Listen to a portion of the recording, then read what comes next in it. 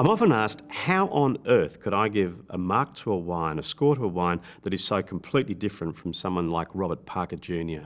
And with great respect to Robert Parker and what he's done for decades and decades, it's because that his approach to evaluating and scoring wine is completely the opposite to mine. Let me explain. When I learnt how to make wine at Roseworthy College, a lot of what we were doing was learning how to assess wine.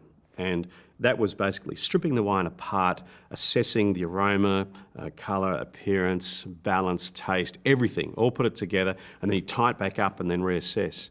Your own personal opinion of whether or not you like the wine is completely irrelevant, okay? So what we're trying to do is to be as objective as possible, because literally I was learning how to be a winemaker, and when you're learning how to be a winemaker, you can't say, no, I don't want to make Riesling, I don't like that. You've got to understand what a good Riesling is going to be, even if you don't like it. You've got to know how to make it. So my background, if you like, then is completely objective, and that has carried through always through my wine writing and criticism and giving of scores. So, for example, if I've given a really high score to one, say 97 or 98, it's not necessarily true that I really, really like the wine. I've given scores 97, 98 to wines that I personally would never buy, but technically have to admire. They're absolutely brilliant wines. Contrasting with my approach, Robert Parker's style has been completely different and always has been.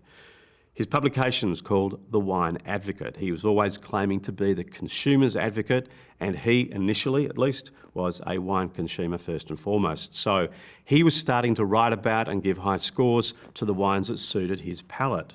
And as we know from an Australian context, what that meant was that his preference was for wines from the Barossa, from McLaren Vale, particularly Shiraz, particularly with elevated levels of ripeness, alcohol and oak. So those are the wines that he's given 100, 99, 98 to, and that's because he really loved those wines. So in conclusion then, the Parker style of allocating scores and points is very much a hedonistic or a subjective view based on one individual's palate preferences, where the approach that I've taken is perhaps a little bit more removed. It's trying to be as objective as I can possibly be. So that enables me to give very, very high scores to wines that I don't necessarily want to put around my own dinner table.